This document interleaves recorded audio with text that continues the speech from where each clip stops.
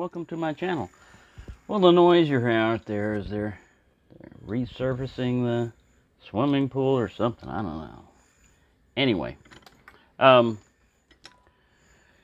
of the interesting things about lock picking is learning about the different types of locks and stuff like this. Now, this is still a pin tumbler lock, but it's an SFIC, and what that stands for is Small Frame Interchangeable Core.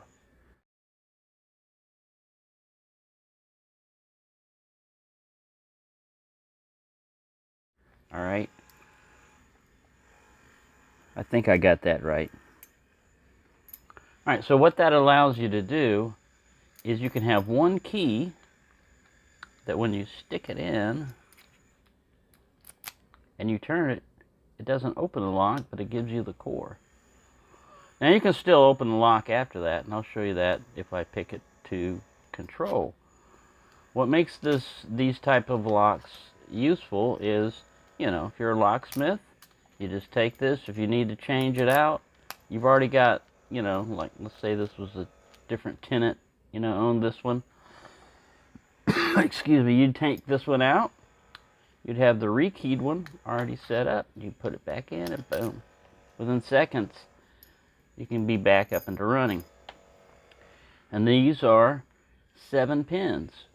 So already you've got to go further back in there.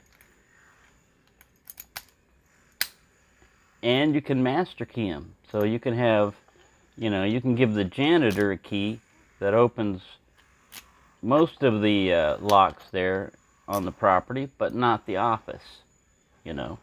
And what they do with this is, it has 2 different shear lines.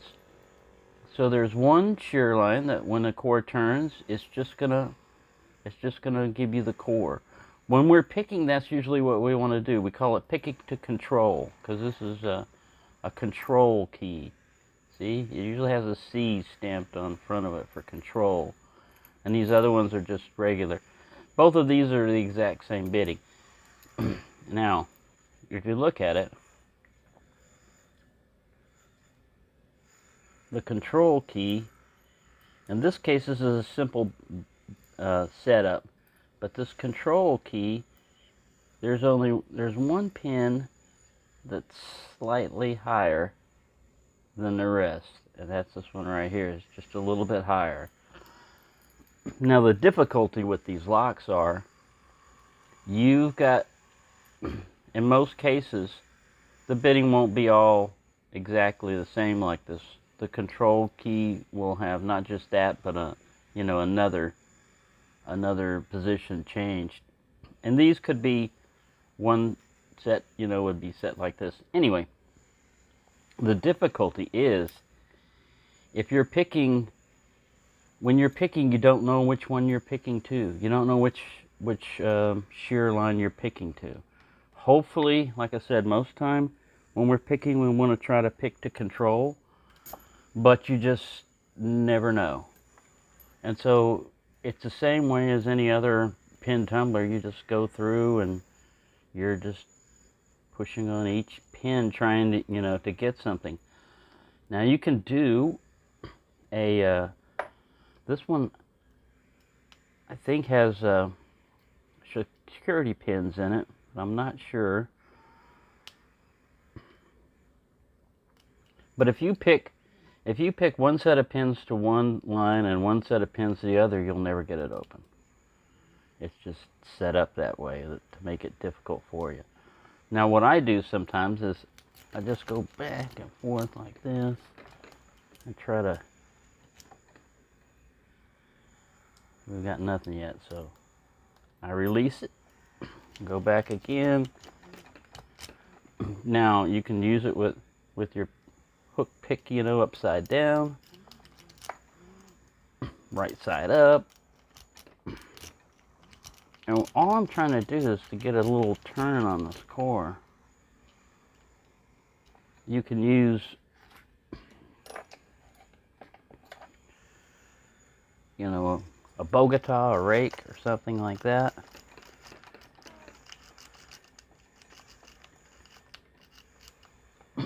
sorry, can't see anything. See, I'm just going in here and just jamming it around, hoping for the best. You got to be careful with this wiggle up and down. A lot of times that's effective, but you're putting pressure on the pick, you know, and it'll snap. Anyway.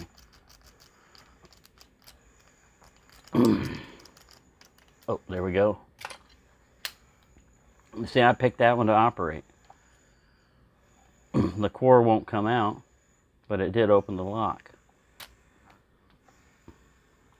So what I'm saying is, don't be, you know, when you're picking, of course, you're not going to be an expert, you know. I mean, you're going to have more failures than you are successes. And then as you start picking up a few things, you start learning about tension and feel for the lock and everything else, your failures become less and less, and your successes become more. It's just like anything else, you know. It's just like anything else. If you were to take up a new hobby, like golf or archery or anything else, I picked it to operate again. Earlier, before I was doing this, I was just messing around with this lock, and every time I picked it to control. I couldn't pick it to operate. Now, when I'm doing this both times, excuse me, I get it to control. I mean, to operate. The reason why pickers want to have it picked to control is you can take this out, and if you've got the stuff, these are not easy to disassemble. You need a special little setup to get them. I mean, you can make stuff out of a wooden block and everything else, but still, it's not the same as taking a different kind of lock, you know, regular pin tumbler lock apart. It's more involved. Now, you run into these in a lot of institutions, hospitals, and big businesses, stuff like that, because of the convenience. Because this will fit in this padlock, it'll fit in a round cylinder, you know, for like a door. You know, it's interchangeable, so it'll fit in anything that. I want to show you what happens if you were to, you might say, well, what if you picked a control, but you wanted to open it? I wanted to see if I could pick it to control. Maybe I can rake it to control. Where did my rake go? It was right here. Oh, there he is.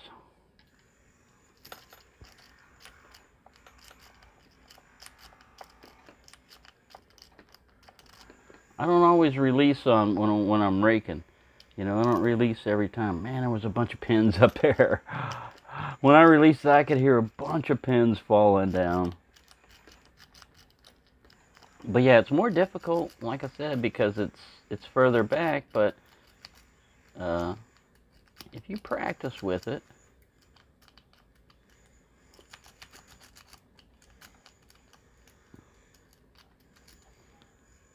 earlier when I was picking it, I forgot that this was an SFIC, and I'd already picked it to control. And I was going, man, I don't know what's hanging it up in here. I was going to each pin and trying to figure it out. And when I went to pull back, the whole core came out. And I went, oh man, I already had it. I already had it open. You know, that's what happened there. Like I said, you can use a combination. We got control. See? You can use a combination of things, like picking or pulling it back. All right, now you say, yeah, but how would you get that open? You just stick your pick in there and twist. So there you go. I hope you found that interesting. Like I said, this is a core. Up here they call this the Bible. This is where all the pins are at. The ones that might have spools and everything else. And you can see there are little caps on here. And to do this, you know, to repin this, you need these other caps in there. But these are interesting. And the way it works is there's a little, when it goes to turn, it just turns part of the core, and it turns that little, I gotta get it. When you do it this way, sometimes you also have to straighten these guys back up just a little bit, so that it'll mate with the corresponding holes. And sometimes these will have a little spacer, so you got to watch that you take your little spacer in with you. Alright, we got to get this guy lined up. He needs to go to the right some more. Get in there. People are waiting. No, they're not. A lot of them have already clicked off. They finished. They finished watching. You done. You had your time. All right, let me pause this. All right, when you line that post up, it just drops. They just slide right in. But yeah, see, this little lip is, when you pick it to control,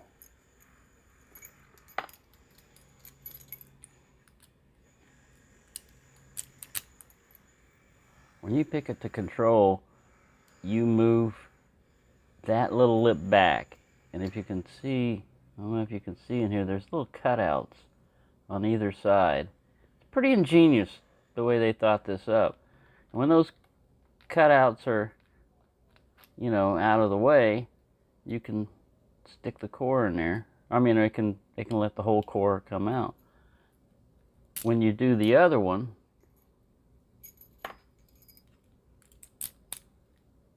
this stays out. That thing stays out, and only the turning mechanism works. So yeah, it's fascinating. It's interesting, and to some people, it's not interesting. And like I said, then it's just not for you. Not everybody can be into everything. And the lockpicking community, man, if you go to start a lockpicking channel, you're not going to get as many views. You're not going to get as many likes. It's been more popular because of people like Lockpicking Lawyer and Lock Noob and a few others, that have really good content and everything. But pretty much it was a niche type of, man, this is a pain in the butt getting these guys lined up just right. The hidden world of locks. There you go.